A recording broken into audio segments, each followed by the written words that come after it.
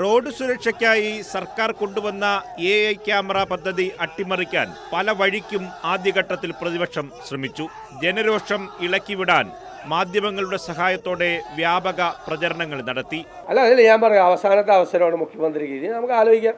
ഞങ്ങൾ എന്തായാലും ഈ അഴിമതിക്കെതിരായിട്ടുള്ള സമരം മുന്നോട്ട് കൊണ്ടുപോകാൻ തീരുമാനം. മാർക്കറ്റ് വിലയേക്കാൾ 300% കൂടുതലാണ് ഇത് വാങ്ങിയതിന് ഇപ്പോൾ ചെലവഴിച്ചിരിക്കുന്നത്.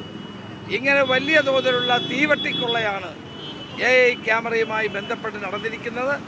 എന്നിട്ടും മുഖ്യമന്ത്രി മിണ്ടുന്നില്ല. ബന്ധപ്പെട്ട ആളുകൾ ഇതിന് നടപടികൾ സ്വീകരിച്ചിട്ടില്ല. അതുകൊണ്ടാണ് ബഹുമാനപ്പെട്ട കോടതിയിലേക്ക് പോകേണ്ടതായി വന്നത്. പിന്നീട് വസ്തുതാവിരുദ്ധ ആരോപണങ്ങൾ ഉന്നയിച്ച് സമര നാടകങ്ങൾ നടന്നു. അന്ന് PK ഫിറോസ് AI ക്യാമറ കൊട്ടവച്ച് മറച്ച് നടത്തിയ പ്രക്ഷോഭം ഇന്ന് ട്രോൾ വീഡിയോ ആണ്. അവസാനം പദ്ധതി മുടക്കാൻ കോടതിയിലേക്ക് പോയി പ്രതിപക്ഷ നേതാവ് VD സതീശനും മുൻ പ്രതിപക്ഷ നേതാവ് രമേശ് ചെന്നിത്തലയും. എന്നാൽ ഇരുവരുടെയും ഹർജി ഹൈക്കോടതി തള്ളി. പദ്ധതിക്കെതിരെ ഒരു തെളിവും ഹാജരാക്കാൻ ഹർജിക്കാർക്കായില്ലെന്നും കോടതി പറഞ്ഞു. പ്രതിപക്ഷ നേതാവിൻ്റെ ബോംബുകൾ ചീറ്റി.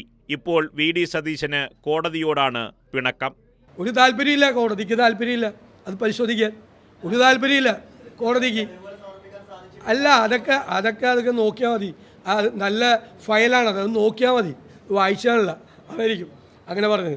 കേരളത്തിന്റെ വികസനം ലക്ഷ്യമിട്ട് ഇടതു സർക്കാർ നടപ്പിലാക്കുന്ന ഓരോ പദ്ധതിയും അട്ടിമറിക്കാൻ ശ്രമിച്ച് കോടതിയിൽ പോയി പ്രതിപക്ഷം പൊളിഞ്ഞു പാളീസാകുന്നത് ആദ്യമായല്ല.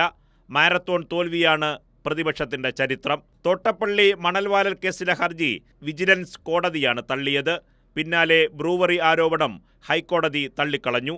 EP ജയരാജന് എതിരായ ബന്ധുനിയമന കേസ് വിജിലൻസ് FIR ഹൈക്കോടതിയാണ് റദ്ദാക്കിയത്. മന്ത്രി J മേഴ്സിക്കുട്ടിയമ്മയ്ക്കെതിരെ തോട്ടണ്ടി ഇടപാടിൽ അഴിമതി ഉണ്ടെന്നാരോപിച്ച് സമർപ്പിച്ച ഹർജി തിരുവനന്തപുരം വിജിലൻസ് കോടതിയും തള്ളിക്കളഞ്ഞു. MM മണി ഡാം തുറന്നു വിട്ടതുകൊണ്ടാണ് പ്രളയം ഉണ്ടായതെന്ന് കാട്ടി സമർപ്പിച്ച ഹർജി ഹൈക്കോടതി തള്ളി. മുഖ്യമന്ത്രിയുടെ ദുരിതാശ്വാസ നിധിയിൽ ക്രമക്കേടുണ്ടെന്ന് കാട്ടി നൽകിയ ഹർജിയും PPE കിറ്റിൽ KK ശൈലജയ്ക്ക് എതിരായ ഹർജിയും ലോകായുക്തയാണ് തള്ളിക്കളഞ്ഞത്.